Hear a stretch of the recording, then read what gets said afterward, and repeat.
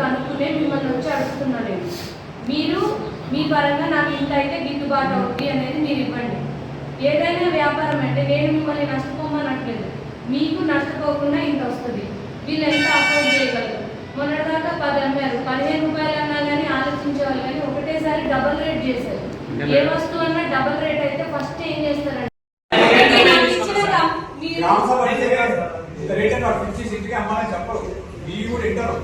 తర్వాతనే వాడు చేస్తారు. బిజినెస్ వాళ్ళు ఉన్నారంటారు, వాళ్ళకి ఇష్టం 50 కూడా 100 కూడా అనుకోండి. అదే సార్, 10 రోజుల నుంచి కూడా ముందు చెప్పుకుంటూ తర్వాత నుంచి ఒక డేట్ కానుంచి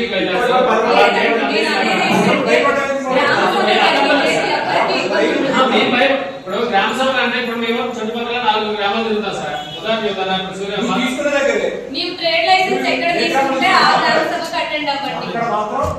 వాటర్ ప్లాంట్ వాళ్ళు ఏ గ్రామ సభలో అయితే వాటర్ కోసం డ్రిగ్గింగ్ చేస్తున్నారో, ఎక్కడైతే ప్లాంట్ ఉంటుందో ఆ గ్రామాల్లో గ్రామ సభ పెట్టి ఆ గ్రామస్తులతోటి వాళ్ళకి ఎంత పడుతుంది ఏంటని క్లియర్ చెప్పి కొద్ది మినిమం వేసుకొని ఆ గ్రామాల్లో మాత్రం వాళ్ళ అనుమతితో అమ్మాలి.